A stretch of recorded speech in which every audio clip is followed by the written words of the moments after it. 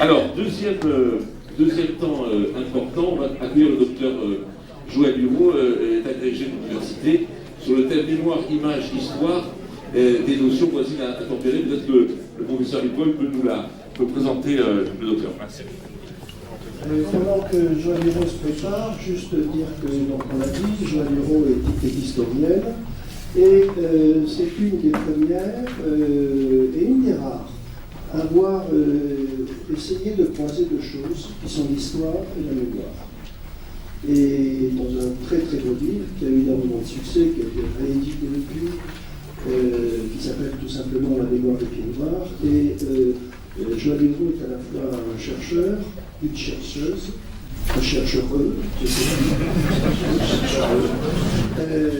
c'est quelqu'un qui fait de la recherche et qui a été depuis de nombreuses années en contact permanent avec notre communauté. Et donc, voilà, je suis curieux de savoir comment elle sent que ces choses évoluent, puisque c'est à la fois un acteur, puisqu'elle a produit quelque chose, et c'est aussi un témoin, puisqu'elle a vécu quelque chose, et elle a vécu quelque chose avec, c'est ce qu'on attend toujours d'un chercheur, le recul nécessaire qui permet de ne pas être envahi par les sentiments et les émotions, et qui permet d'avoir la lucidité et d'analyser comment les choses évoluent. Merci.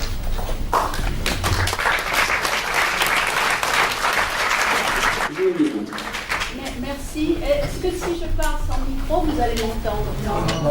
Je vais me rapprocher alors, parce que je suis petite. Voilà. Merci beaucoup. Bonjour à tous. Dans mon intervention, vous allez retrouver beaucoup de choses que vous avez entendues dire par Hubert Ripoll, parce que je me suis beaucoup appuyée sur son enquête, dans la mesure où, c'est vrai, j'ai fait des recherches, mais ça fait longtemps. Et depuis une trentaine d'années, je me contente d'observer autour de moi.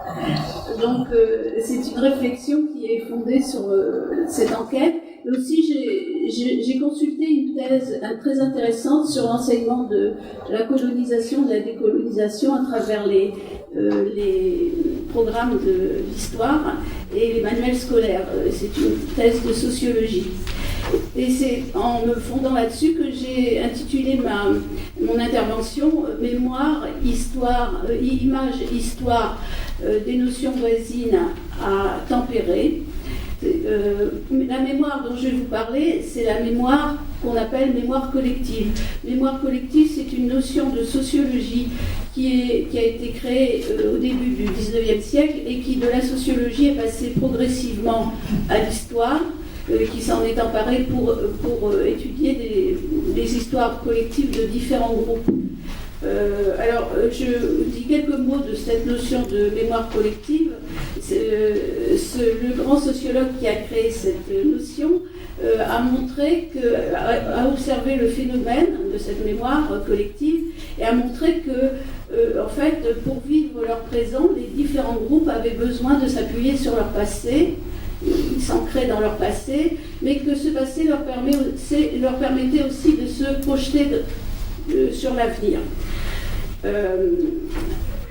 Donc il y a autant de mémoire collective qu'il y a de groupes. Et le fait que cette notion de mémoire collective depuis une trentaine d'années ait explosé complètement et soit sortie de l'espace sociologique et de l'espace historique pour se répandre dans l'espace social et dans l'espace public, fait que les mémoires sont devenues conflictuelles et qu'on a parlé de guerre de mémoire avec un peu d'exagération à mon sens. Donc, pourquoi est-ce que j'associe à cette mémoire l'image et l'histoire? Parce que je me suis aperçue, en fait, à travers cette enquête, que ces trois notions étaient très liées. Les unes découlaient de la première, enfin les autres découlaient de la première. Et j'ai pensé aussi que ces notions on leur donnait beaucoup trop de force finalement, et qu'il fallait les modérer un petit peu, les tempérer. Donc, dans un premier temps, je vais examiner ce qu'il y a dans l'héritage, c'est-à-dire faire l'inventaire en quelque sorte de la mémoire collective à partir de ce que j'ai constaté dans l'enquête. Alors je ne vais pas trop m'étendre sur l'aspect comportemental, moral et affectif de cet héritage, parce que Hubert Ripoll en a beaucoup parlé, mais vous avez probablement perçu à travers ce qu'il a dit, qu'il y avait deux choses dans cet héritage, en fait, deux types de souvenirs, les souvenirs explicites, c'est-à-dire ceux qui relevaient du récit des parents, et les souvenirs implicites, c'est-à-dire les traditions, les manières de ressentir, les manières de vivre, tout ça forme l'héritage mémoriel. Donc, je vais tout de suite passer aux deux éléments dont il n'a pas parlé, qui apparaissent dans son enquête et qui semblent constituer des éléments clés de la mémoire collective des Pieds Noirs actuellement, en tout cas d'après ces derniers résultats. Ces deux éléments essentiels, c'est la notion de pionnier, d'ancêtre pionnier, et l'idée qu'il y a une identité pied noir ou une pied-noirité dont on vient juste seulement de parler dans le débat. Alors, pour cette notion de pionnier, je dois y apporter quelques précisions. Parler de pionnier pour la période qui va de 1830 à 1850, c'est à la fois un anachronisme et une impropriété de langage, parce que le mot n'était pas employé. Tout simplement, il nous revenait d'Amérique du Nord après avoir été un mot français, et il désignait un type de mise en valeur des terres qui n'a pas été pratiqué en Algérie. Tout simplement parce que le territoire, la géographie étaient différentes. Et de plus, il n'était pas utilisé en Algérie entre 1830 et 1850. On disait les colons, et on disait colons uniquement pour les immigrants qui étaient venus pour mettre les terres en valeur, pour cultiver la terre. Les autres, on leur donnait pas de nom. On ne disait pas ce sont des pionniers ou des colons. Et c'est seulement par la suite que dans les récits, on voit apparaître le mot pionnier, hardi défricheur, mais pas avec une fréquence extraordinaire. Dans ce mot, il y a plus de symbolisme que de fréquence. Le mot n'apparaît pas très fréquemment, mais il est devenu symbolique. Et petit à petit, il y a eu des temps forts autour de ce thème du pionnier dans la mémoire collective. C'est la célébration du centenaire de 1830 en 1930 et la célébration du centenaire de 1848 en 1948, enfin pas exactement 1948, les manifestations, les expressions de mémoire autour de ce centenaire de 1848 ont commencé à apparaître vers 1946 et se sont prolongées jusque vers 1955. Je pense notamment au roman de Jeanne Montupet, dont le titre m'échappe pour l'instant, mais Fontaine Rouge, voilà. Et surtout autour du centenaire de 1830, en 1930, on a remarqué la parution d'un livre qui n'a peut-être pas eu beaucoup de retentissement à ce moment-là, mais qui maintenant est bien connu parmi les Pieds Noirs.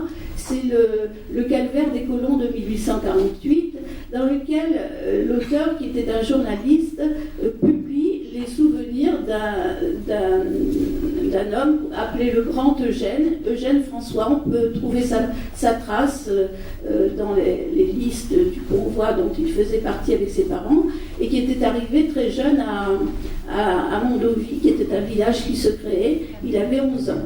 Bon, donc je ne vais pas vous faire le récit de la vie du Grand Eugène, je n'ai pas le temps, mais on peut trouver le livre encore dans les bibliothèques.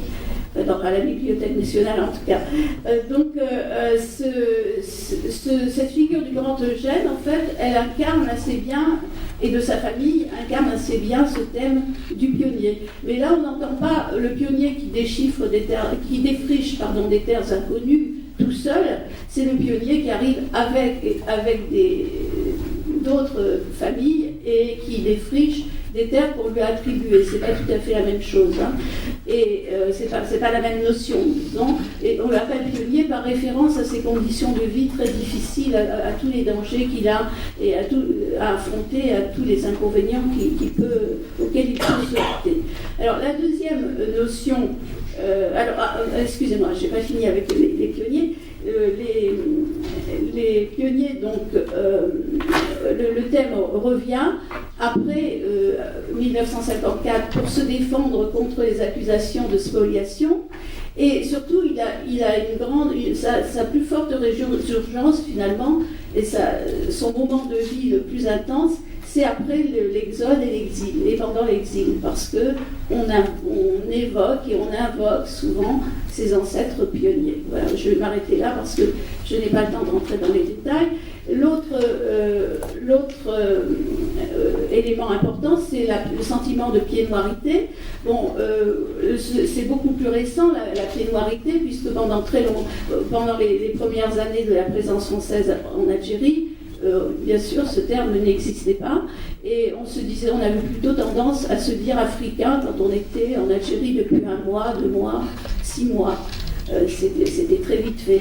Et après, par la suite, à partir des années 1840 et 1850, on a commencé à se dire algérien, mais c'était une appellation qui était réservée aux colons, aux immigrants français qui venaient pour défricher. Et le terme algérien s'est répandu petit à petit au cours du XIXe siècle à tous les immigrants européens, enfin, ou descendants d'immigrants européens.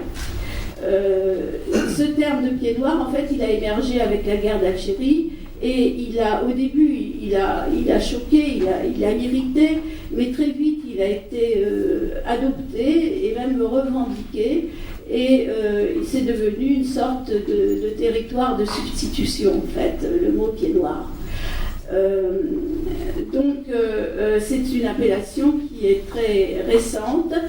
Et de plus, je dois ajouter que même si elle a été revendiquée et intégrée, cette notion n'est pas acceptée par tous ceux qu'on peut considérer comme des Français d'Algérie.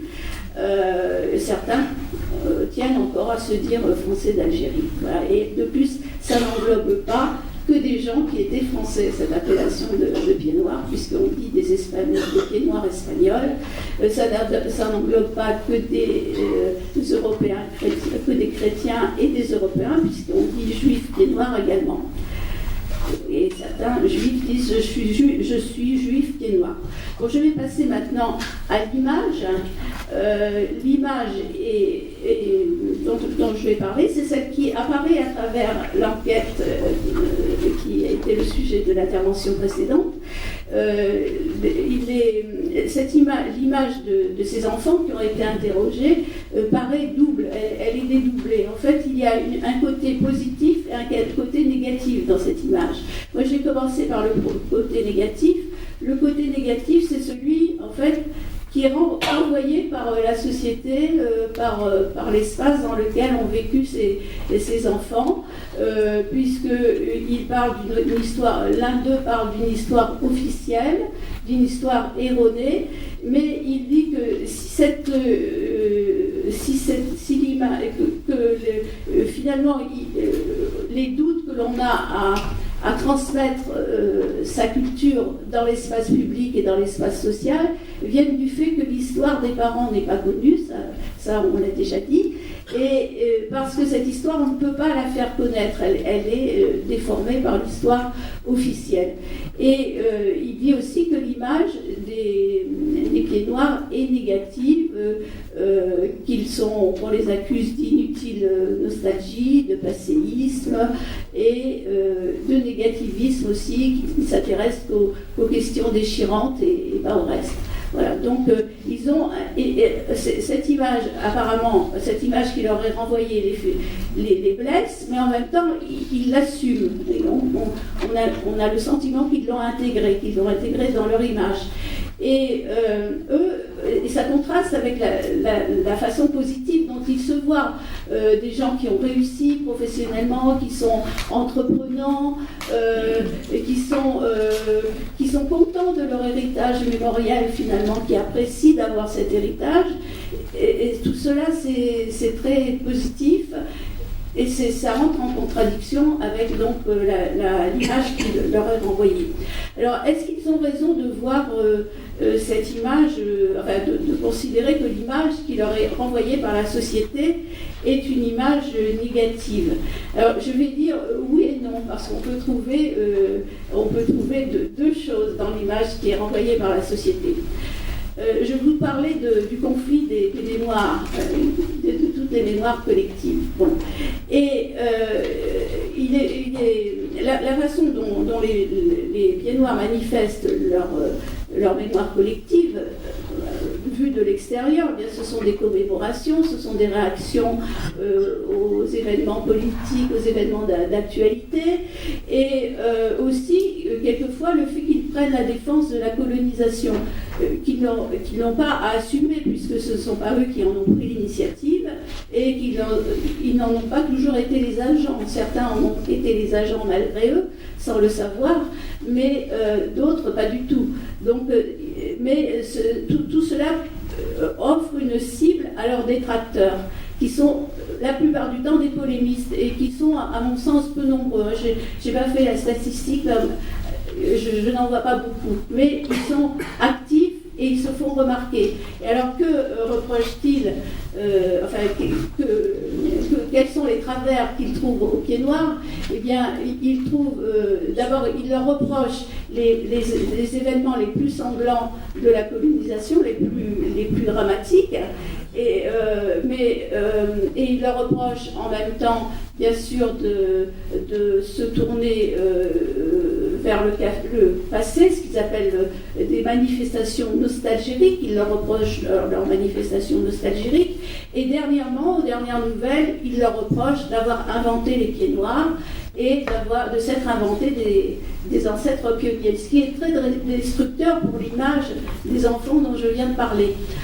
Mais parallèlement, ça revient aussi à enfoncer des portes ouvertes, parce que les événements sanglants auxquels je fais ces allusions, ces événements sanglants ont été dénoncés par les contemporains à l'époque même où ils se produisaient, et on les trouve dans de nombreux ouvrages sur l'Algérie, écrits par des historiens, des historiens solides, et qui montrent bien ces événements. Donc on n'a pas besoin de les révéler à qui que ce soit. Il suffit d'ouvrir un livre d'histoire, on les trouve, personne ne les cache. Et d'autre part, l'autre porte ouverte qu'ils en font, c'est celle de la pieds-noirité, puisque avec l'invention des pieds noirs, puisque les pieds noirs savent très bien qu'ils ne sont pas pieds noirs de toute éternité, et je viens d'en dire quelques mots précédemment. Alors, il faut quand même remarquer que la majorité des historiens travaillent dans le silence et sans agressivité, et ils essayent de faire leur travail du mieux possible, mais seulement cela, on ne les voit pas. On les voit peu et on les entend peu. Et je vais maintenant me tourner vers les manuels d'histoire, puisque je vous ai parlé d'une thèse de sociologie qui traitait ce sujet. Alors, que peut-on trouver dans les manuels d'histoire? C'est important à voir parce que la plupart de ces enfants, justement, tous ces enfants sont passés par l'école primaire et par l'école secondaire, et donc ils ont reçu cet enseignement, ils ont suivi les programmes scolaires, et ils ont utilisé ces manuels scolaires. Alors, d'après la thèse que j'ai consultée, ces manuels scolaires, la présentation de la colonisation dans ces manuels scolaires a considérablement évolué entre les années 30 et jusqu'à nos jours, mais je vais prendre surtout la période qui concerne, qui vient, la période postérieure à 1962. Après, il y a eu une période un petit peu difficile après 1962, entre 1962 et le début ou le milieu des années 70.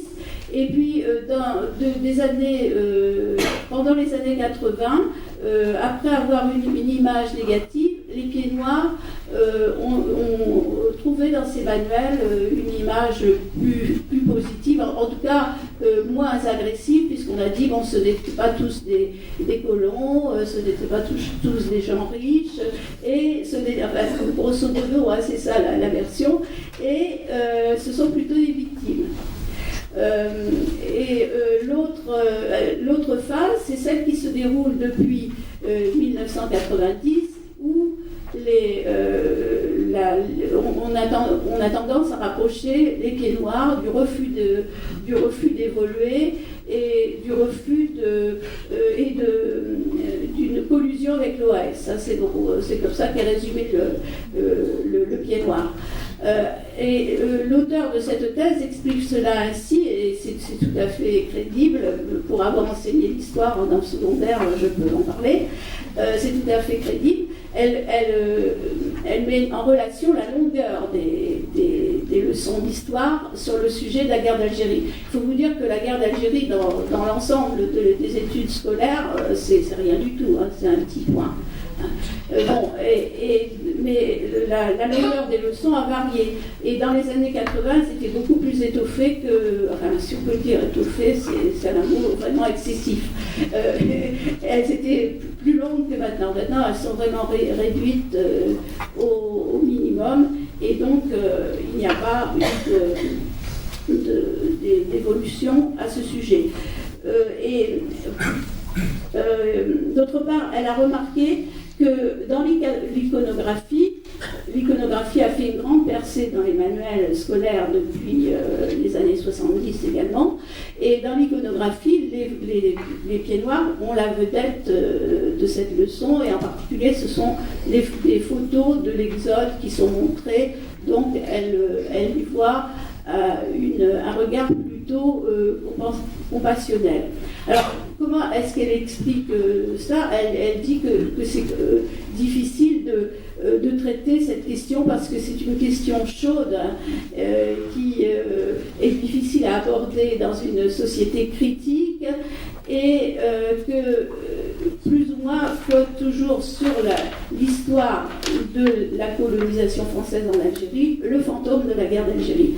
Et tant qu'on n'osera pas avouer que ce fantôme est là, on ne pourra pas parler des Français d'Algérie ou des Pieds Noirs. On ne peut pas en parler. Elle ne dit pas ça, mais elle dit qu'on ne peut pas parler de la colonisation de manière exhaustive, de manière ouverte. Et elle dit en fait que cette espèce de silence, en tout cas de discrétion, s'explique peut-être par une sorte de défaite qu'on n'ose pas s'avouer. Je ne retrouve pas exactement la formule parce que comme je n'ai pas suivi mes papiers, je ne peux pas vous la lire. Mais c'est à peu près ce qu'elle dit. Voilà. Et donc tout ça nous oblige à nous intéresser à la façon dont est faite l'histoire, ce qui sera mon dernier élément. Alors, est-ce que l'histoire va tout droit ou est-ce qu'elle suit des méandres ? C'est la question qu'il faut se poser. Alors j'ai remarqué dans l'enquête qu'un des enquêtés les enquêtés ont eu la possibilité d'exprimer leur opinion en dehors des questions, et un des enquêtés émettait le désir d'une histoire juste, et je pense qu'il entendait par là une histoire qui décrive exactement les événements, parce que le mot juste a tellement d'acception, surtout à notre époque, qu'il faut s'interroger sur son sens exact. Et vu le contexte, je pense qu'il faisait allusion à une histoire exacte. Et vous verrez par la suite, comme je donnerai les autres éléments de son appréciation, que ça doit être ça, certainement. Donc, une histoire exacte, pourquoi demandait-il ça ? Parce qu'il pense que l'histoire officielle est biaisée, est erronée. Je l'ai déjà dit d'ailleurs. Alors,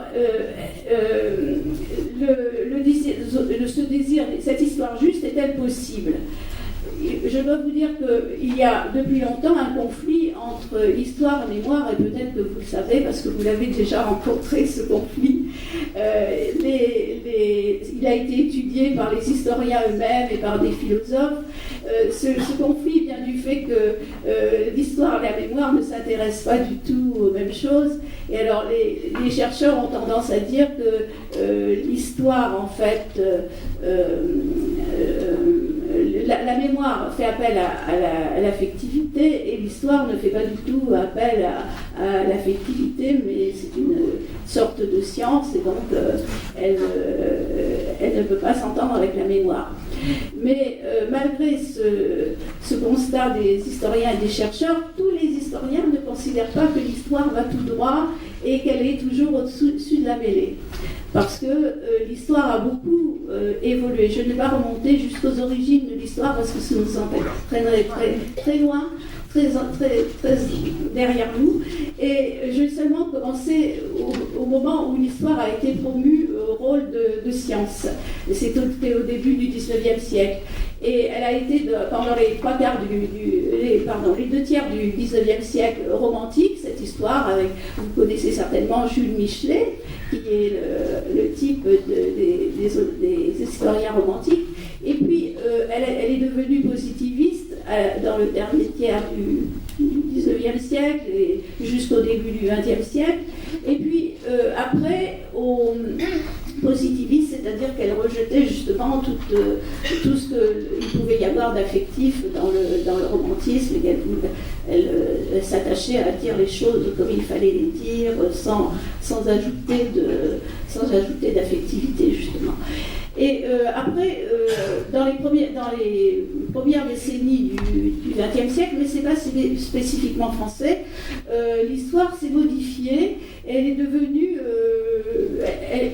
multiforme, elle s'est diversifiée parce qu'elle a voulu s'intéresser à beaucoup de choses. D'abord, elle s'est intéressée aux techniques des autres sciences, aux démarches des autres sciences comme la sociologie, l'anthropologie, l'ethnologie, la psychologie. Enfin, elle s'est intéressée à tout ce qu'il y avait autour d'elle comme science pour s'en inspirer.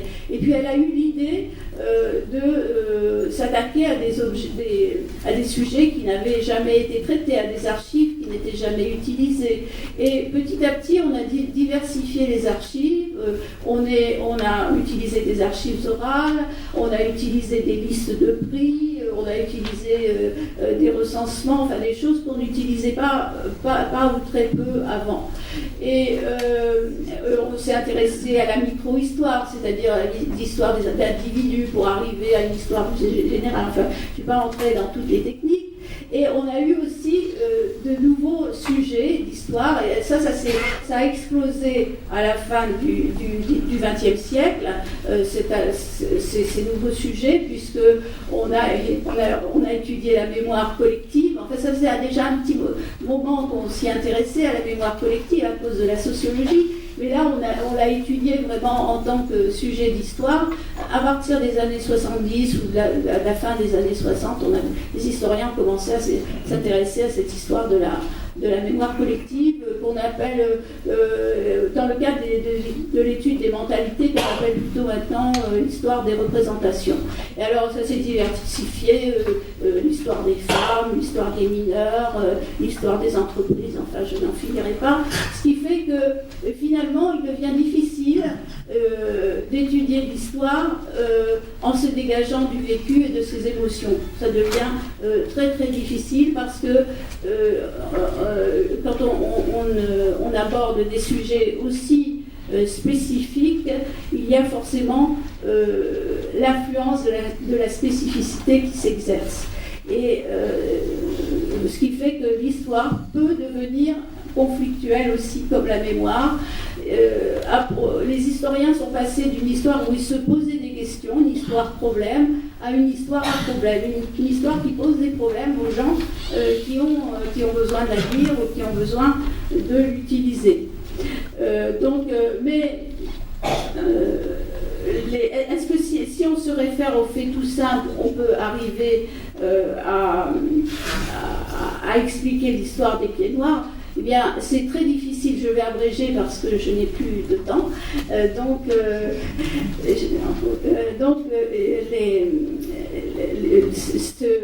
On pourrait se dire, on va se référer aux faits bruts et à la datation, et comme ça on est tranquille. Mais si on regarde le cas de l'Algérie, les faits bruts ne rendent absolument pas compte de l'histoire des Pieds Noirs.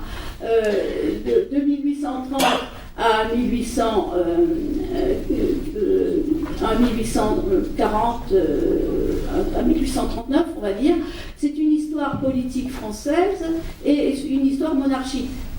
Bon, par la suite, cette histoire politique a été reprise et assumée par la République, mais au départ, c'était ça.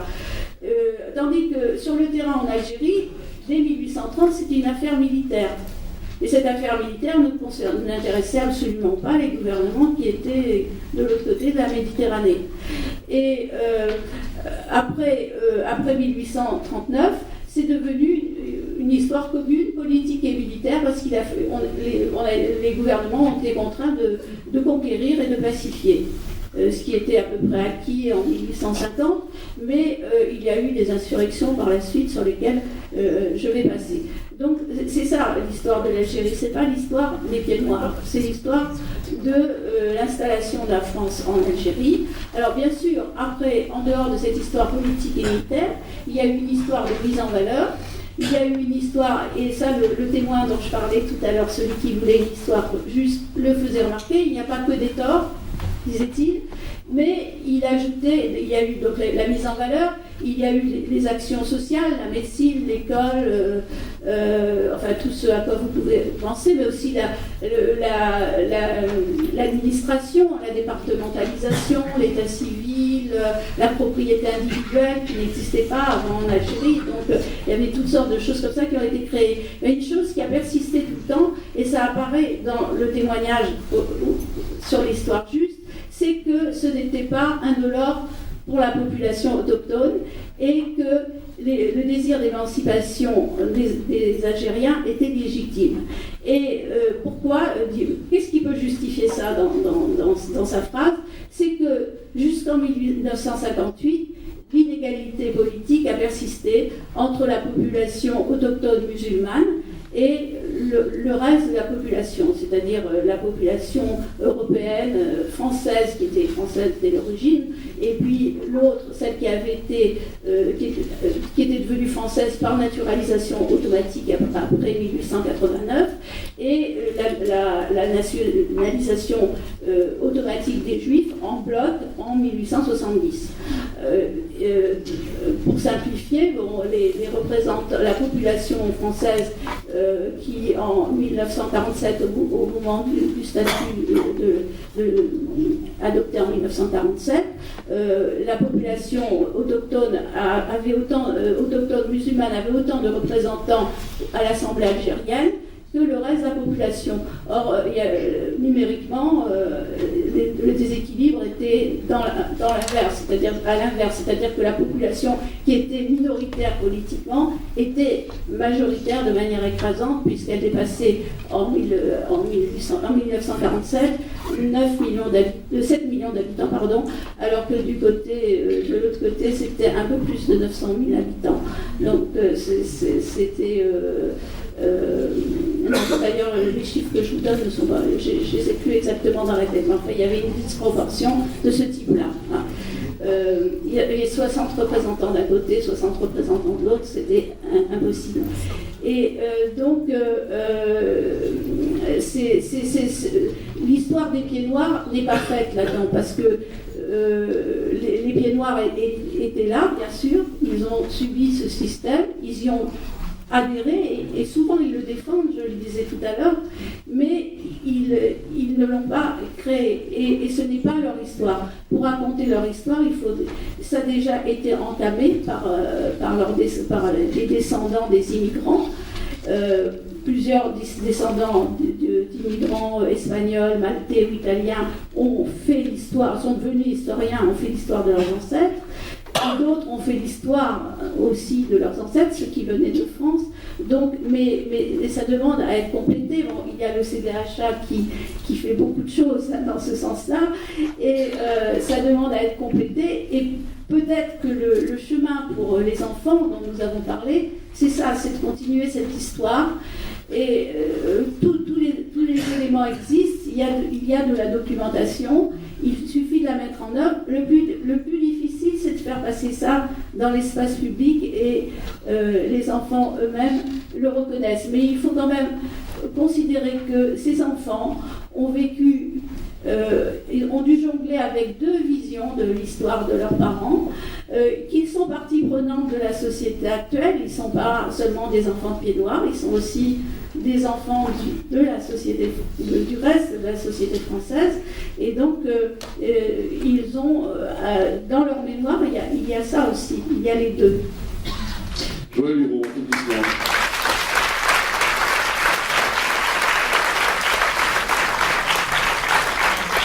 On est très bon au niveau timing. On a encore une petite dizaine de minutes pour échanger avec le professeur Hureau. Si vous avez des questions, madame, je vous en prie. Je voulais vous demander, à la place de ce mot que vous avez répété sans arrêt, mémoire collective, est-ce que ça ne serait pas plus productif d'utiliser le terme d'inconscient collectif pour les Pieds Noirs d'Algérie? J'ai travaillé sur le plus célèbre d'entre eux, Albert Camus, j'en ai fait une thèse, de nombreux articles, et l'idée de pionnier que vous avez un peu rejetée, si vous relisez le premier homme, son dernier roman, on le voit, le souffle épique, l'arrivée dans cette calèche sur les terres marécageuses, le souffle lyrique, le souffle épique qui traverse. Question, madame. Et donc la question, c'est est-ce que ça ne serait pas intéressant de dire qu'il y a un inconscient collectif des Pieds Noirs et que la notion d'histoire juste, exacte, ça paraît un petit peu branlant, je trouve. Madame Hureau. Alors, moi je veux bien qu'on parle de l'inconscient collectif. Comme je vous l'ai dit, ce n'est pas moi qui ai inventé la notion de mémoire collective. C'est une notion qui est adoptée généralement. Elle est de Maurice Alpbach, qui est un sociologue mort en 1947 dans un camp de concentration. Et c'est lui qui a lancé qui a créé cette notion en quelque sorte, et qui a décrit le phénomène. Alors peut-être que la notion est impropre pour les Pieds Noirs, je ne sais pas, ça je ne peux pas vous dire, mais moi en tant qu'historienne, j'ai étudié les strates de cette mémoire collective à travers la littérature. Je parlais tout à l'heure des différents outils que les historiens avaient pu adopter ces dernières décennies. Et là, en l'occurrence, pour les Pieds Noirs, si on veut savoir ce qui se passait dans leur tête en 1830, enfin il n'y en avait pas d'ailleurs, il y avait très peu d'Européens en Algérie en 1830. Si on veut savoir ce qui se passait dans leur tête en 1835 ou en 1850, ou enfin, pendant tout le 19e siècle, et même, on peut dire, jusqu'à la guerre d'Algérie, la plupart du temps, il fallait, en tout cas à l'époque où moi j'ai fait ma thèse, il fallait avoir recours à ces témoignages écrits. Alors c'est pas toujours de la littérature, hein, ça peut être des lettres qui ont été publiées, ça peut être des mémoires, ça peut être des souvenirs. Et bien sûr le premier homme, je l'ai lu, mais vous n'ignorez pas que le premier homme, ça a été écrit en 1961, c'est-à-dire après, enfin un mouvement où ça allait très mal pour les Pieds Noirs. Donc ce n'est pas du tout la même atmosphère que celle de 1830. Dans l'histoire, ou de 1850, ou de 1875, dans l'histoire, il y a des étapes. L'histoire n'est pas, comme le disait Hubert Ricol, l'histoire, c'est pas nous qui la faisons, elle se fait, elle existe, c'est un ensemble de faits, d'événements, mais elle se déroule à différentes époques et dans un contexte différent, c'est-à-dire que le contexte de 1830 n'est pas le même que celui de 1861. Et d'autre part, quand je parlais du mot pionnier tout à l'heure et que je disais qu'il était anachronique et impropre, je maintiens, je persiste et je signe, parce que le père qu'évoque Albert Camus dans Le Premier Homme, qui arrive dans sa calèche avec sa femme qui doit accoucher et l'autre petit enfant, ce n'est pas un pionnier au sens pionnier en 1830. Le pionnier en 1830, c'était un Nord-Américain, c'est un Européen Nord-Américain, c'est un terme qui nous est revenu, un terme de la langue française qui est passé dans la langue anglaise et qui nous est revenu par l'Amérique du Nord. Et c'était quelqu'un qui partait seul, qui avait envie d'être seul, un homme des bois.